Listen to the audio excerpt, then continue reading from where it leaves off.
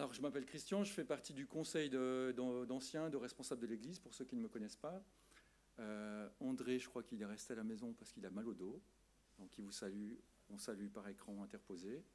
Et puis, Étienne est aux États-Unis, c'est juste pour un voyage éclair. Donc, on peut aussi penser à Étienne dans ce voyage. Comment se sont passées vos fêtes mortuaires du week-end ? Bizarre hein, comme question pour introduire un message. Pourtant, il s'agit bien de ça qui est fêté dans une bonne partie du monde pendant ce week-end. Halloween, le 31, le 1er, la Toussaint, et puis aujourd'hui, la fête des morts, ou la journée de la prière pour les morts, donc le 2 novembre. Et c'est des fêtes importantes puisque même le 1er novembre, la Toussaint, c'est un jour férié en France, et dans beaucoup de pays catholiques, et dans beaucoup de cantons catholiques. Et en fait, en début de semaine, je me suis dit, mais pourquoi pas essayer de réfléchir à ces trois fêtes et les mettre en face de ce qu'en dit la Bible. Est-ce que la Bible parle de cela? Et si oui, comment? Ou sinon, pourquoi? Alors, est-ce que ça marche?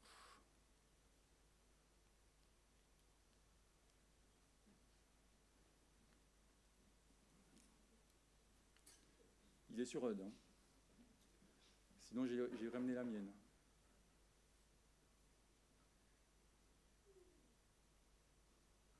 Non, ça ne marche pas. C'est pas grave. Je te ferai des petits signes. Sinon, je peux te passer la mienne, voir si ça fonctionne. On va avancer parce que ça va être assez long. J'espère pas trop. Ça va être un peu comme une étude biblique. Pas trop, j'espère non plus. Voilà, tu peux mettre le titre. Ça marche? Ah, c'est beau.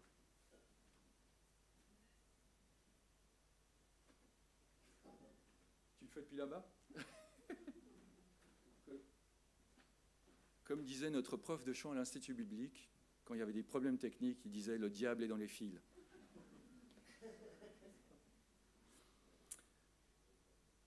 Ces trois fêtes sont donc importantes, ça marque notre calendrier.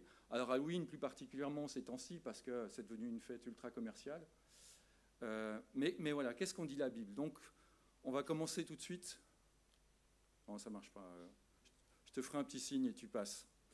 Donc 31 octobre, Halloween. Est-ce que vous avez déjà eu l'occasion de réfléchir à ce que représente réellement cette fête? Quelle en est l'origine? Parce que hormis le fait que, comme je viens de le dire, c'est une fête très commerciale, qui est en fait revenue en Europe à peu près dans les années 90. Avant, c'était vraiment que aux États-Unis où c'était fêté à fond. Et je dis revenu en Europe parce que c'est parti d'Europe, et on va le voir tout de suite. C'est vrai qu'on n'était pas trop habitué à Halloween.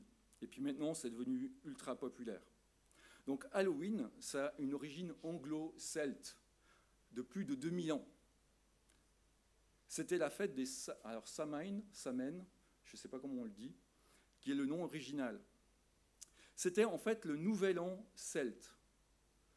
Ça marquait la fin de l'été et le début de l'hiver, et c'était vraiment la journée du nouvel an. Tu peux mettre la diapo. Donc, j'ai cherché sur Wikipédia, qui nous dit ceci: la nuit de Samhain n'appartient ni à l'année qui se termine, ni à celle qui commence. La fête est une période close en dehors du temps. Cette période où les barrières sont baissées et où, selon les croyances de l'époque, l'irréel côtoie le réel, où les hommes peuvent communiquer avec les gens de l'autre monde. En général, pour demander au monde surnaturel des bénédictions pour l'année à venir ou de la protection. Ce n'est pas tout à fait ce qui se passe dans notre monde. Qu'est-ce qui se passe quand on a des enfants qui viennent sonner? Des bonbons ou trick or treats. Trick or treats. Je ne sais plus comment le dire en anglais, désolé, mais des bonbons ou des mauvais sorts. C'est tellement devenu populaire qu'il y a quelques années de ça, en France, Mars, donc les barres chocolatées Mars, ils avaient marqué comme slogan sur leur Mars, c'était marqué « Jette un sort pour recevoir des bonbons ». Alors il y avait une levée de boucliers, entre autres des catholiques, et des protestants et des évangéliques, et ils avaient dû retirer leur campagne de publicité, tellement ça avait fait scandale. Et si dans l'inconscient populaire, ça est une simple fête aujourd'hui, eh bien, on voit dans ce qui nous est dit là, par Wikipédia, qu'en fait, ce n'est pas anodin. C'est un moment où on communique avec les morts. Et ce n'est pas un truc tout banal. Ce n'est pas quelque chose qui n'a pas de répercussions ou de conséquences. Ça nous paraît inoffensif, mais finalement, ce n'est pas si inoffensif que cela. Tu peux mettre la suivante. Alors, que dit la Bible par rapport à ce type de pratique où on va invoquer les morts, où on va rechercher l'appui de ceux qui sont défunts? Tu peux mettre la suivante. Voici ce que nous dit Deutéronome 18, 9 à 11. Lorsque tu seras entré dans le pays que l'Éternel ton Dieu te donne, tu n'apprendras pas à imiter les pratiques abominables de ces nations-là. Qu'on ne trouve chez toi personne qui fasse passer son fils ou sa fille par le feu, personne qui exerce le métier de devin, d'astrologue, d'augure, de sorcier, de magicien, personne qui consulte les esprits ou les spirites, personne qui interroge les morts. La suivante. En effet, celui qui fait cela fait horreur à l'Éternel, et c'est à cause de ces pratiques abominables que l'Éternel, ton Dieu, va chasser ces nations devant toi. Tu seras tout entier à l'Éternel, ton Dieu. En effet, les nations que tu vas chasser écoutent les astrologues et les devins, mais toi, l'Éternel, ton Dieu, ne le permet pas. Diapo suivante. Dans Lévitique, ne vous adressez pas à ceux qui invoquent les esprits et aux esprits, et ne les recherchez pas, de peur de vous rendre impurs par eux. Je suis l'Éternel, votre Dieu. Si quelqu'un s'adresse à ceux qui invoquent les esprits et aux spirites pour se prostituer à eux, je me tournerai contre lui et je l'exclurai du milieu de son peuple. Encore un texte qui nous parle du roi Saül.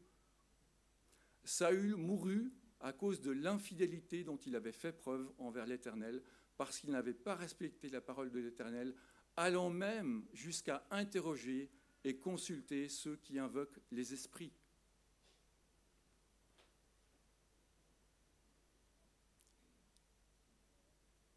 Tu n'auras pas d'autre Dieu devant ma face. Tu peux mettre la diapo suivante. Et ça, c'est une première réponse dans tous ces versets, mais la raison principale, elle est dans les 10 commandements. Dans les 10 commandements, il est écrit « Je suis l'Éternel, ton Dieu, qui t'a fait sortir d'Égypte, de la maison d'esclavage. Tu n'auras pas d'autre Dieu devant ma face. » Et la problématique des Israélites, ils sont sortis d'Égypte dans un pays polythéiste, et ils se retrouvent confrontés à d'autres nations polythéistes. Entre autres, faire passer les enfants par le feu, c'était une pratique pour le dieu Moloch, où on immolait vivants des enfants. C'est une pratique abominable, plus toutes les autres qui sont évoquées dans ces textes. Alors la première raison pourquoi il ne faut pas le faire, outre tout ce qui est écrit dans Deutéronome et Lévitique, c'est parce qu'on a un seul Dieu, il n'y en a pas d'autre. Tu n'auras pas d'autre Dieu devant ma face. Et dès qu'on commence à invoquer d'autres esprits ou d'autres dieux, eh bien, c'est fini, on s'éloigne. On a manqué la cible. Et malheureusement, ça a toujours été le problème du peuple d'Israël. Si vous regardez le livre des Juges, après la conquête, les 2 premiers chapitres sont assez éloquents sur le sujet. Très vite, le peuple s'est détourné de Dieu et a commencé à suivre le dieu Baal, Moloch et autres. Et dans le Nouveau Testament, tu peux passer la suivante, il y a aussi les exhortations. Donc premièrement, ici dans Corinthiens 6, 16, quel rapport peut-il y avoir entre le temple de Dieu et les idoles? En effet, vous êtes le temple du Dieu vivant. Comme Dieu l'a dit, j'habiterai et je marcherai au milieu d'eux, je serai leur Dieu et ils seront mon peuple. Si Dieu habite en nous, comment est-ce qu'on peut laisser une autre entité venir habiter en nous? Parce que c'est ça aussi, parler avec les morts. Essayer de rentrer en contact avec les esprits. C'est faire de la place dans notre cœur pour quelqu'un d'autre que Dieu. Et ça ne marche pas. Puis tu peux passer la suivante. Dans Éphésiens 6, ouais, ça va, avec les couleurs. Il nous est dit ceci: enfin, mes frères et sœurs, fortifiez-vous dans le Seigneur et dans sa force toute puissante. Revêtez-vous de toutes les armes de Dieu afin de pouvoir tenir ferme contre les manœuvres du diable. En effet, ce n'est pas contre l'homme que nous avons à lutter, mais contre les puissances, contre les autorités, contre les souverains de ce monde de ténèbres, contre les esprits du mal dans les lieux célestes. Non seulement il ne faut pas s'associer aux idoles, mais il faut aussi les combattre. Il faut les combattre. Alors, on ne va pas commencer à faire des incantations ou quoi, mais qu'est-ce que c'est combattre les idoles? C'est tenir ferme dans la foi. C'est tenir ferme dans la parole de Dieu. C'est s'accrocher à ce que dit la Bible et pas à des fausses doctrines. C'est ça, tenir ferme. Alors si on revient à Halloween et toutes sortes de pratiques en fait, qui se passent aujourd'hui dans notre monde, je l'ai dit déjà plusieurs fois, mais si vous allez au rayon sciences humaines à la FNAC, c'est immense le rayon consacré au chamanisme, au druidisme, à la sorcellerie et à toutes sortes de pratiques qui reviennent à la mode. En fait, c'est une espèce de néopaganisme qui est là aujourd'hui. Et les gens sont attirés par cela. Et c'est normal. Quelque part, c'est pour se faire du bien. C'est pour nous aider. Je me rappelle d'un ami, un copain d'enfance qui n'était pas du tout croyant. Un jour, il est venu me voir en me disant il faut que tu expliques à ma copine qu'il ne faut pas aller voir une cartomancienne. Ok, mais pourquoi? Elle a pris une photo de moi, elle était voir une femme qui tire les cartes et elle voulait avoir mon avenir. Il faut que tu lui dises que c'est pas bien. Et lui, il n'était pas croyant. Donc ça a été une longue discussion. Mais il y a quand même des gens qui se rendent compte qu'il y a quelque chose qui ne va pas dans ces choses-là. Et la problématique, c'est que c'est des liens qui se créent quand on commence à y toucher. La Bible nous dit qu'il ne faut pas le faire. On doit surtout pas le faire. Donc refuser de faire Halloween ou de fêter Halloween, ce n'est pas juste refuser une fête commerciale. C'est refuser d'ouvrir la porte à un monde occulte. C'est ça l'essentiel du refus d'Halloween pour nous, chrétiens. Refuser d'ouvrir la porte au monde occulte. Et sur ce sujet, tu peux passer la slide suivante, il y a un très bon podcast de Florent Varac sur le blog Tout pour sa gloire ou sur YouTube. Puis-je communiquer avec les entités spirituelles? Ça dure 16-20 minutes. Il est vraiment très très bien. Florent est très spécialisé là-dedans. Je vous conseille d'écouter ça si vous voulez en savoir un peu plus sur ce sujet. On va passer à la deuxième fête. La fête de la Toussaint. 1er novembre. Alors dans nos milieux évangéliques, on ne connaît pas trop ça, n'est-ce pas? C'est plus des gens qui sont issus du catholicisme qui vont connaître la fête de la Toussaint. Pourtant, comme je le disais tout à l'heure, c'est un jour férié. Donc c'est un jour important pour beaucoup de monde de notre société. Les origines de la Toussaint, elles ne sont pas dans la Bible. C'est une création de l'Église catholique. C'est au IVe siècle, dans un pays d'Orient, probablement dans une des églises d'Orient, que cette célébration a commencé. Elle a commencé simplement parce qu'il y a des frères et des sœurs qui étaient sincèrement croyants, qui honoraient la mémoire des martyrs et qui priaient en mémoire des martyrs. Ce n'était pas du tout encore ce qu'on connaît aujourd'hui. Et puis, ça a évolué, et au 7e siècle, le pape Boniface IV a consacré le Panthéon à Rome, qui était un lieu païen, pour devenir un lieu saint, consacré aux saints martyrs. Et pour ça, il avait fait revenir d'Orient des ossements des martyrs qui auraient été retrouvés. Et dès lors, on a commencé à fêter les saints et à prier pour les saints. Et au 7e siècle, il y a une église à Rome qui a été consacrée, l'église de Sainte-Marie aux Martyrs, et ça devient symboliquement la fête des martyrs et de tous les saints. Et au 8e siècle, il y a un autre pape, Grégoire III, qui instaure la Toussaint à la date du 1er novembre, parce qu'avant ça se fêtait plus tôt, ça se fêtait juste après la Pentecôte. Et donc ce pape-là, il a installé au 1er novembre pour faire écho à la fête de Samhain, donc la fête d'Halloween.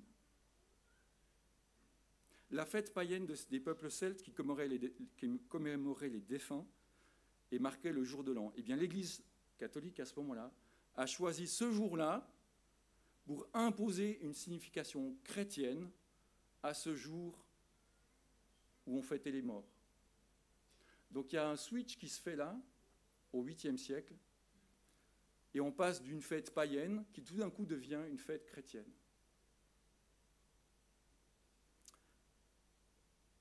Alors si à l'origine, cette fête était pour honorer les martyrs et les morts, petit à petit ça s'est développé, ça s'est complexifié, et puis finalement c'est devenu la fête des saints, de tous les saints, la Toussaint. Mais qui est saint alors? Ça c'est la question qu'on peut se poser. Qui sont les saints? Bien, dans l'Église catholique, tout le monde n'est pas saint. L'Église reconnaît qu'on a un devoir de sainteté, mais tout le monde ne peut pas devenir saint, ou n'est pas à la base quelqu'un de saint. Alors comment on fait pour devenir saint? Tu peux passer à la suivante. Donc il existe plusieurs critères pour déterminer si une personne, après son décès, est sainte. Parmi ceux-ci, 3 principaux permettent de définir qui sont les saints pour les catholiques. Une fidélité exemplaire à Dieu, par un grand respect des préceptes de Dieu, de l'Église et des évangiles, la pratique héroïque des vertus, des efforts continus, exceptionnels pour accueillir la grâce de Dieu par la charité envers les plus pauvres, l'humilité du mode de vie ou l'espérance dans le salut, par exemple. Et puis la réalisation de miracles. On considère que Dieu peut agir à travers les saints, avant ou après leur décès, pour réaliser des événements inexplicables tels que des guérisons. Donc, finalement, il y a tout un processus pour devenir saint dans l'Église catholique. Ça s'appelle la canonisation. Et quel est l'objectif de cela? Tu peux passer à la suivante. L'objectif, il est en jaune. Donc, le plus souvent, il est possible de reconnaître une personne comme sainte plus ou moins longtemps après son décès. La personne sainte se trouve auprès de Dieu qui lui accorde le salut. Donc le salut est accordé après le décès. Dès lors, il n'est plus nécessaire de prier pour la personne sainte, mais il est possible de la prier afin qu'elle intercède auprès de Dieu. C'est là la base de la communion des saints et du culte des saints. Qu'est-ce que ça veut dire concrètement? Ça veut dire qu'on ajoute un intermédiaire ou des intermédiaires entre Dieu, Christ et nous. Parce que finalement, on prie un saint qui va intercéder auprès de Christ, qui va intercéder auprès de Dieu.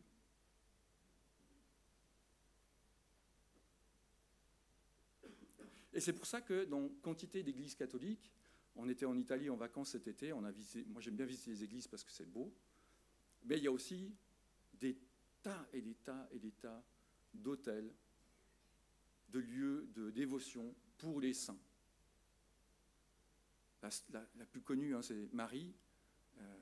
On prie beaucoup Marie dans le catholicisme, mais pas que. Il y a des saints locaux. Dans chaque coin, il y a un saint, quelqu'un qui a été sanctifié ou déclaré saint par l'Église catholique. Il y a même ce qu'on appelle des reliques, c'est-à-dire qu'on a récupéré des choses de ces personnes, des ossements, des habits ou autres, et on va prier ces personnes ou ces choses-là pour qu'ils intercèdent auprès de Dieu. C'est compliqué, hein? Alors qu'on dit la Bible, passe à la suite. Déjà, on voit que ça ne vient pas de la Bible, toute cette tradition. Et la Bible, dans un premier temps, elle nous dit ceci, dans 1 Corinthiens et Éphésiens. Comment Paul s'adresse-t-il aux églises quand il leur écrit ? À l'église de Dieu qui est à Corinthe, à ceux qui ont été conduits à la sainteté par Jésus-Christ, appelés à être saints, et à tous ceux qui, partout, font appel au nom du Seigneur Jésus-Christ. Le Seigneur est le nôtre. De la part de Paul, apôtre de Jésus-Christ, par la volonté de Dieu, aux saints qui sont à Éphèse, qui sont fidèles en Jésus-Christ. Pourquoi Paul appelle les églises ou les croyants de ces églises des saints ? On le voit dans d'autres textes, dans Hébreux entre autres, si tu passes la suivante. Et c'est en raison de cette volonté que nous avons été rendus saints par l'offrande du corps de Jésus-Christ, une fois pour toutes. Tout prêtre se tient chaque jour debout pour faire le service et offrir fréquemment les mêmes sacrifices, qui ne peuvent jamais enlever le péché. Tandis que Christ, après avoir offert un seul sacrifice pour les péchés, s'est assis pour toujours à la droite de Dieu. Il attend désormais que ses ennemis soient réduits à lui servir de marchepied. En effet, par une seule offrande, il a conduit à la perfection pour toujours ceux qu'il rend saints. Quelle différence, n'est-ce pas ? Quand on compare les deux processus. Dans un processus, celui de la canonisation, devenir saint, c'est par des œuvres en fait. C'est tout par des œuvres. Il faut avoir été parfait, avoir fait des miracles, avoir été reconnu comme ayant fait des miracles, et ainsi de suite. Donc c'est un processus humain avec des œuvres humaines qui rend les saints du panthéon catholique saints. Et c'est post-mortem, c'est après la mort. On ne peut pas être saint en étant vivant. Que dit la Bible ? Exactement l'inverse. Premièrement, que la sainteté ne vient pas et ne dépend pas de nous. Ce n'est pas par nos efforts, ce n'est pas parce qu'on fait quelque chose, ce n'est pas parce qu'on a honoré Dieu plus que les autres. C'est parce que Christ s'est sacrifié pour nous qu'on est devenu saint aux yeux de Dieu. Et ça change tout, c'est extraordinaire. C'est le sang de Christ qui nous purifie et qui nous donne la sainteté. On ne peut rien faire pour l'acquérir. Et c'est de notre vivant. C'est aujourd'hui et c'est maintenant. C'est quand on accepte Jésus-Christ comme Seigneur et Sauveur qu'on devient saint. Pas après la mort. Après la mort, il n'y a rien. On va le voir un peu plus loin. Et il n'y a pas d'autre possibilité, selon la Bible, pour devenir saint. Alors bien sûr, dans les épîtres, il est parlé de sanctification. Il faut se sanctifier, il faut s'améliorer. Mais ça, c'est le processus normal de la vie chrétienne, n'est-ce pas ? Quand je suis jeune chrétien, ben voilà, j'ai des choses à changer dans ma vie, je dois apprendre des choses, et petit à petit, je m'améliore dans ma vie, enfin j'espère. Moi, je sais que quand je suis devenu chrétien, quand j'y réfléchis, je me dis, oh là là, il y avait du travail. Le Seigneur, il a eu pitié de moi. Et pourtant, aujourd'hui, ben voilà, je ne suis pas la même personne que quand je me suis converti. Parce qu'il y a eu, au travers de ma vie, grâce à Dieu, un processus de sanctification et d'amélioration. Mais ça ne vient pas de moi. Ça vient du Seigneur. C'est lui qui me rend saint et qui me permet d'avancer petit à petit dans la foi et dans la sainteté. Et c'est pour ça que Paul, quand il s'adresse aux églises, il peut leur dire à tous les saints qui sont à Corinthe, à Éphèse, à Rome. Parce qu'aux yeux de Dieu et aux yeux de Paul, bien tous ceux qui sont devenus chrétiens sont saints par la grâce du sang de Christ.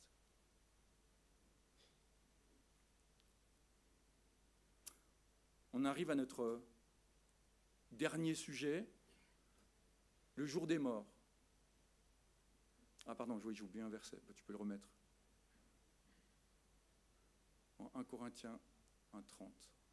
C'est grâce à lui, Dieu, que vous êtes en Jésus-Christ, lui qui est devenu, par la volonté de Dieu, notre sagesse, notre justice, la source de notre sainteté et notre libérateur. Il est la source de notre salut, de notre sainteté, de notre libération. Aucun autre moyen.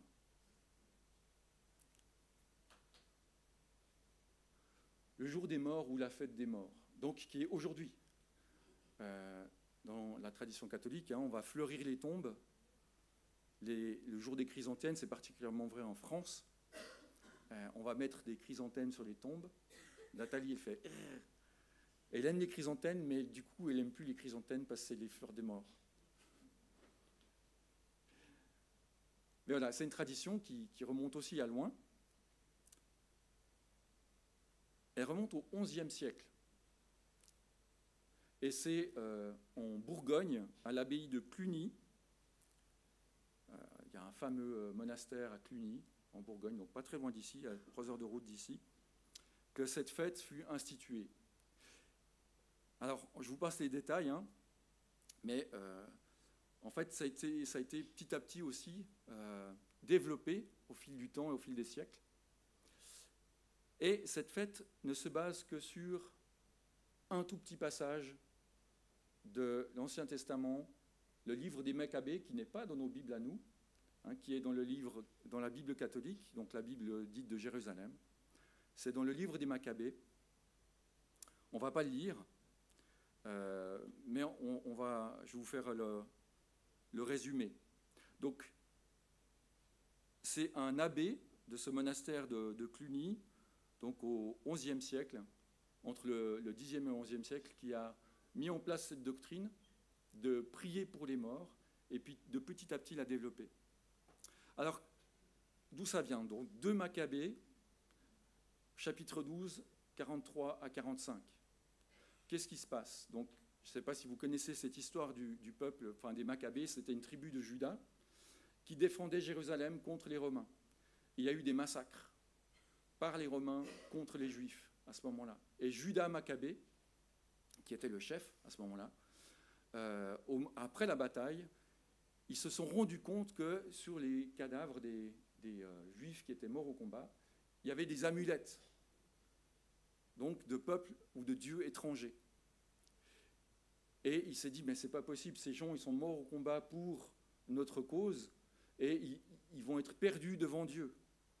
Donc il a payé des sacrifices pour ces morts, pour qu'ils reçoivent le pardon des péchés, et que Dieu les accueille au paradis malgré tout, malgré leur erreur d'avoir eu des amulettes quand ils sont partis au combat.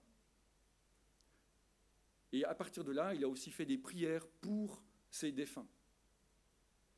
Donc c'est un contexte très spécifique, un tout petit moment dans l'histoire d'Israël, et de là, on en a tiré une doctrine qui est devenue le jour des morts. Et c'est répété nulle part dans la Bible, il n'y a que dans ce livre des Maccabées, où ces 3 versets qui se suivent qui parlent de cela.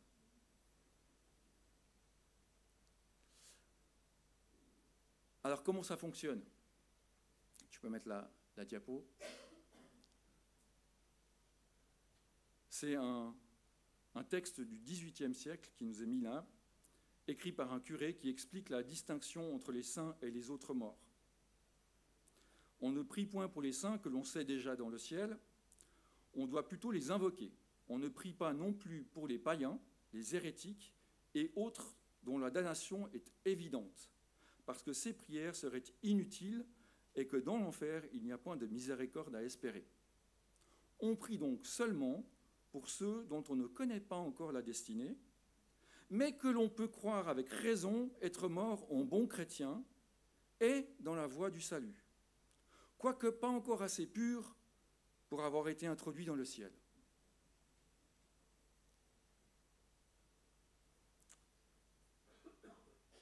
Alors quel est l'objectif de ces prières? Pourquoi est-ce qu'on va prier pour les morts? Tu peux mettre la suivante. Eh bien, dans le catholicisme, il existe la notion du purgatoire. Donc, un lieu de pénitence entre la mort et le ciel. Et encore une fois, merci Wikipédia. Le purgatoire est une étape de purification par laquelle les âmes des défunts doivent expier les conséquences des péchés commis et pour lesquels les pénitences terrestres n'ont pas été totalement accomplies. Ceux qui meurent dans l'amitié de Dieu, mais imparfaitement purifiés, c'est-à-dire avec des résistances à l'amour de Dieu, bien qu'assurés du salut éternel, connaissent après leur mort cette période d'épreuve qui les libère totalement du mal. Ainsi, ils obtiennent la sainteté nécessaire pour accéder au paradis. On n'est pas rendu, hein? Il y a du boulot. Déjà, de notre vivant, c'est compliqué. Mais après, waouh, c'est encore pire. On rigole un peu, mais c'est assez dramatique, n'est-ce pas? Enfin, pour moi, de mon point de vue chrétien, c'est assez dramatique, cette doctrine. Parce qu'en définitive, il n'y a aucune assurance du salut. Aucune assurance du salut. On meurt, mais on ne sait pas vraiment où on va. On n'est pas sûr. Et comment savoir qui était vraiment... Voilà, celui qui était à peu près un bon chrétien de son vivant, on peut potentiellement prier pour lui parce que peut-être il va s'en sortir après. Ça rejoint l'islam. Il y a une experte dans la salle, mais il me semble que dans l'islam, c'est la même chose. On peut faire autant de prières qu'on veut, c'est Allah qui décide à la fin. On n'est pas sûr d'aller au paradis. Il n'y a aucune assurance du salut dans tout cela. Et cette doctrine-là, eh bien, elle a conduit à la réforme. Pourquoi? Parce que simplement, au fil du temps, il y a eu des indulgences qui ont été créées. Je ne sais pas si vous avez déjà entendu parler des indulgences. Donc c'était des bouts de papier que l'Église catholique donnait pour passer moins de temps au purgatoire. Donc on achetait des indulgences à l'Église et ça permettait à l'âme du défunt de passer moins de temps au purgatoire. Et Martin Luther, le réformateur, a été tellement choqué en comparant cela à la Bible qu'il s'est dit c'est pas possible, quoi. Et ça a été une des causes du démarrage de la réforme, une des grandes causes du démarrage de la réforme, parce qu'il voyait que l'Église s'enrichissait sur le dos des pauvres pour quelque chose qui n'était absolument pas biblique. Alors qu'en dit la Bible? Premièrement, la Bible, elle ne parle jamais de prière, tu peux enlever la dia, pour les morts. Mais elle nous dit ceci dans Hébreux: il est réservé aux humains de mourir une seule fois, après quoi vient le jugement. Jamais la Bible nous dit de prier pour les morts. Et elle nous dit aussi que tout ce qui doit se faire entre nous et Dieu, c'est aujourd'hui et maintenant. Il appartient aux humains de vivre, de mourir une seule fois, après quoi c'est le jugement. Il n'y a rien d'autre après. Il n'y a pas de possibilité il n'y a pas de deuxième chance. Le pardon des péchés se passe avant la mort. C'est le choix de suivre Christ aujourd'hui et maintenant. On ne peut pas le faire autrement que de notre vivant. On l'a vu tout au long du livre des Actes. Il y a des tas d'appels à la conversion. Et puis il y a d'autres textes, dans Jean par exemple, si tu passes la suivante, Jean 3,16, mais on va un tout petit peu plus loin. En effet, Dieu a tant aimé le monde qu'il a donné son Fils unique, afin que quiconque croit en lui ne périsse pas, mais ait la vie éternelle. Dieu, en effet, n'a pas envoyé son Fils dans le monde pour juger le monde, mais pour que le monde soit sauvé par lui. Celui qui croit en lui n'est pas jugé, mais celui qui ne croit pas est déjà jugé, parce qu'il n'a pas cru au nom du Fils unique de Dieu. Suivant. Il n'y a de salut en aucun autre, car il n'y a sous le ciel aucun autre nom qui ait été donné parmi les hommes par lequel nous devions être sauvés. Actes 4, 12. Tous ont péché et sont privés de la gloire de Dieu, et ils sont gratuitement déclarés justes par sa grâce, par le moyen de la libération qui se trouve en Jésus-Christ. Romains 3, 23, 24. Et enfin, en effet, le salaire du péché, c'est la mort, mais le don gratuit de Dieu, c'est la vie éternelle en Jésus-Christ, notre Seigneur. Romains 6, 23. Et si tu remets la suivante, Actes 4, 12 nous dit « Il n'y a de salut en aucun autre, car il n'y a sous le ciel aucun autre nom qui ait été donné parmi les hommes. » Aucun autre moyen de se retrouver auprès de Dieu. Seul le nom de Jésus-Christ, seule la foi en Jésus-Christ, seul le don de sa vie à Jésus-Christ, de son vivant, permet d'accéder à Dieu et au paradis. Et nulle part dans la Bible vous ne trouverez d'espèces de no man's land ou de périodes intermédiaires qui permettraient de racheter encore un peu de temps pour s'approcher de Dieu. Alors, peut-être que pour vous, vous avez l'impression que j'enfonce des portes ouvertes, que c'est une évidence. Mais autour de nous, il y a des millions et des millions de gens qui croient au purgatoire, qui croient qu'il faut encore faire des bonnes œuvres pour atteindre Dieu, que le salut se mérite même après la mort. Et il y a des millions de gens autour de nous qui le vivent. C'est pour ça qu'aujourd'hui, il y a la fête des morts. C'est une fête dans le calendrier.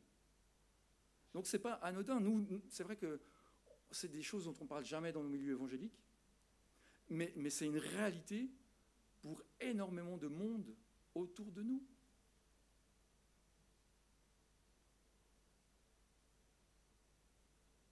Alors en conclusion, qu'est-ce qu'on peut dire? Tu peux enlever là. Bien déjà, on voit au travers de ces trois fêtes qu'elles ont un point commun. Mettre quelqu'un ou quelque chose d'autre à la place de Christ. Dans les trois cas, c'est pareil. On remplace Christ. Christ n'est plus le seul intermédiaire entre Dieu et les hommes. Et dans les trois cas, ça tourne autour de la mort et pas de la vie. On fait des choses après la mort. J'étais hier en voiture avec André et il me disait qu'il a écouté un podcast sur comment s'améliorer au niveau de la sainteté personnelle et comment avoir de la piété personnelle. Et il écoutait un podcast là-dessus et il disait, le Raphaël Charrier qui parlait de cela, il disait qu'on a tendance à toujours remettre au lendemain. Demain, j'arrête la cigarette. Moi, c'est fait depuis longtemps, mais demain, j'arrête ceci. Demain, je change cela. Demain, Et c'est ce que nous dit ce texte, en fait. C'est tradition. C'est demain. Demain, ça sera encore possible de faire autrement. Non. En fait, Raphaël Charrier dit non, commence aujourd'hui. C'est aujourd'hui que tu dois commencer à changer d'attitude. C'est pas demain. Parce que le diable, lui, il est content quand tu dis « je ferai demain ». Parce qu'il sait très bien que ça sera après-demain, et après-demain, et ainsi de suite. Et donc, la Bible nous dit, c'est aujourd'hui, le jour du salut. C'est aujourd'hui que tu peux être sauvé. C'est aujourd'hui qu'il faut croire en Christ, c'est pas demain. Demain, c'est trop tard.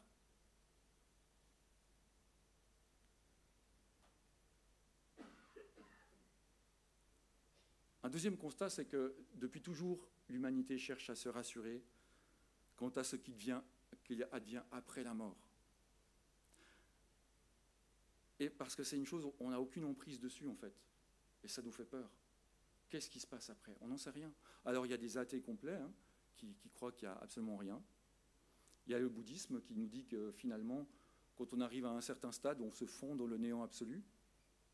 Mais c'est quand même pas la majorité des gens qui croient ça. Qu'est-ce qui se passe après? Et on est toujours à la recherche de comment s'assurer la suite. La Bible est claire. Tu veux t'assurer une vie après la mort? Crois en Christ. Accepte Jésus-Christ comme Seigneur et Sauveur. C'est le salut en Christ qui est la solution. Un troisième point, c'est que ces fêtes nous rappellent aussi d'être prudents et de ne pas ouvrir la porte au diable. Et non seulement au travers de ces fêtes, mais au travers de quantité de petites choses dont notre société est remplie. L'horoscope. Ça paraît tout simple, ça paraît anodin. Mais finalement, quand on commence à écouter l'horoscope, waouh, on l'écoute une fois pour rigoler. De toute façon, ils sont à côté de la plaque.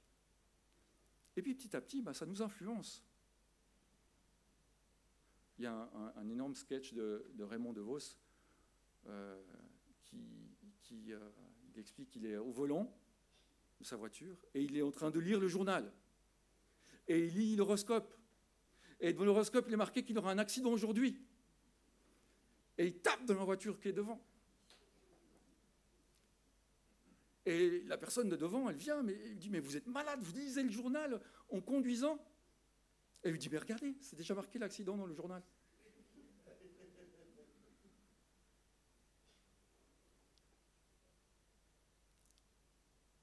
Quelle place est-ce qu'on laisse à ces choses-là dans nos vies? Ça peut avoir l'air de rien, mais petit à petit, ça grignote du terrain. Soyons prudents et ne laissons pas de la place au diable. Et comme je l'ai dit tout à l'heure, on vit dans une société qui est de plus en plus imprégnée par tout cela, n'est-ce pas? Il y a un retour énorme à une sorte de culte des anciens, parce qu'il y a une espèce de mouvement, j'ai étudié ça il y a quelque temps, qui le c'était mieux avant. Parce qu'avant le christianisme en Europe, quand même, il y avait d'autres dieux. Et finalement, ce n'était pas si mal que ça. Et donc on revient à ces dieux celtiques et druidiques et toutes ces pratiques-là en se disant que finalement, ça c'est les origines des Européens, c'est pas le christianisme, mais ça vient de ces lieux-là. À Genève, il y a des sorcières qui ont pignon sur rue. Il y a des plaques où vous pouvez aller consulter des sorcières ou faire des incantations avec elles pour pouvoir vous sentir mieux. À Genève, la ville de la Réforme. Nos contemporains recherchent des réponses. Malheureusement, pas au bon endroit. Malheureusement, pas au bon endroit. Alors, qu'est-ce qu'on fait? Nous, croyons, qui avons les bonnes réponses. Enfin, selon moi en tout cas, sans orgueil, parce que la Bible le dit. Jésus est le chemin, la vérité et la vie. Nul ne vient au Père que par lui. Nous qui avons ces réponses-là, qu'est-ce qu'on fait? Comment on aide nos contemporains à ne plus aller honorer les morts au cimetière, mais à venir à l'église honorer Dieu?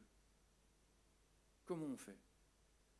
Je n'ai pas de réponse, si ce n'est de prier pour nos voisins, nos amis, nos familles, que petit à petit Dieu les touche et nous permette petit à petit de leur parler de qui il est et nous aide à les convaincre que ce n'est pas la bonne voie. Fêter Halloween, fêter les saints ou honorer les morts. Il y a un seul chemin, une seule vérité, une seule vie, Christ.